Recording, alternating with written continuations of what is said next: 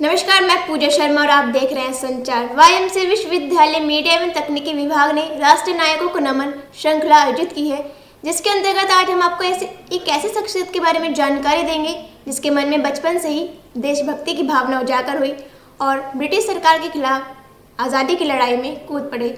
तो आइए जानते हैं खुदीराम बोस के बारे में।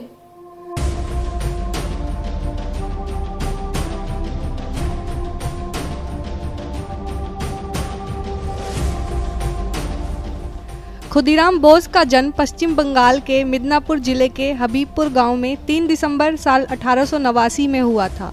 उनके पिता का नाम त्रिलोक्यनाथ बोस था और माता का नाम लक्ष्मी प्रिया था।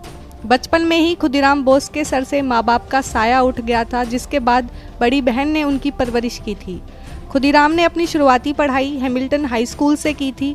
खुदीराम बोस के मन में बचपन से ही देशभक्ति की भावना थी, इसलिए उन्होंने स्कूल के दिनों में ही राजनीतिक गतिविधियों में हिस्सा लेना शुरू कर दिया था। साथ ही वे उस दौरान ब्रिटिश हुकूमत के खिलाफ होने वाले प्रदर्शनों में शामिल होने लगे थे। इसके साथ ही उस दौरान अंग्रेजों द्वारा भारतीयों पर किए गए अत्याचारों और जुर्म को देखकर उनके मन में ब्रिटिश हुकूमत के खिलाफ इतनी नफरत पैदा हो गई थी कि उन्होंने अंग्रेजों को गुलामी से देश को आज़ाद करवाने की ठान ली और अपनी पढ़ाई छोड़ के वे देश के स्वतंत्रता संग्राम में कूद पड़े। ब्रिटिश सरकार के खिलाफ बंगाल विभाजन के विरोध में चल रहे आंदोलनों में खुदीराम बोस ने अपना पूरा समर्थन दिया और इसके बाद उन्होंने खुद को पूरी तरह स्वाधीनता आंदोलन में समर्पित कर दिया और फिर आज़ादी की इस लड़ाई के सबसे शक्तिशाली और युवा क्रांतिकारी के रूप में उभरकर सामने आए।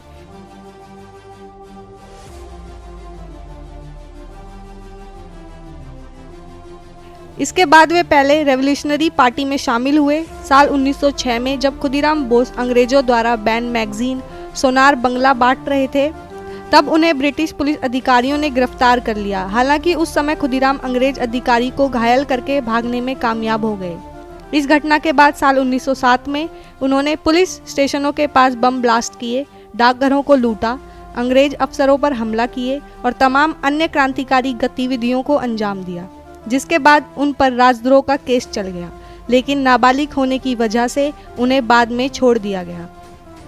1908 में खुदीराम बोस और प्रफुल्ल चाकी ने जब रात के अंधेरे में किंग्सफोर्ड जैसी एक बग्गी सामने आती हुई देखी तो उस पर बम फेंक दिया, लेकिन दुर्भाग्यवश इस घटना में किंग्सफोर्ड की पत्नी और बेटी मारी गई। लेकिन खुदीराम और उनके साथी का उस समय यह समझ लिया कि वे किंग्सफोर्ड को मारने में सफल हो गए, इसलिए आनन फानन में वे दोनों क्रांतिकारी घटनास्थल से भाग निकले।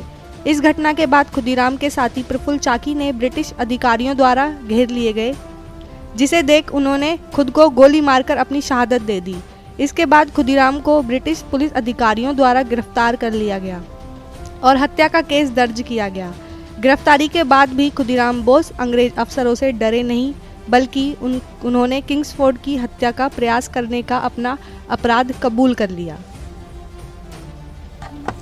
खुदीराम बोस को 13 जुलाई साल 1908 में कोर्ट द्वारा फांसी की सजा देने का ऐलान कर दिया गया और फिर 11 अगस्त 1908 को इस निर्भीक क्रांतिकारी को फांसी के फंदे पर लटका दिया गया। इस तरह खुदीराम बोस अपनी आखिरी सांस तक देश की आज़ादी के लिए लड़ते रहे और अपने प्राणों की आहुति दे दी। जब खुदीराम बोस को फांसी दी गई थी, उनकी उम्र महज 19 साल थी।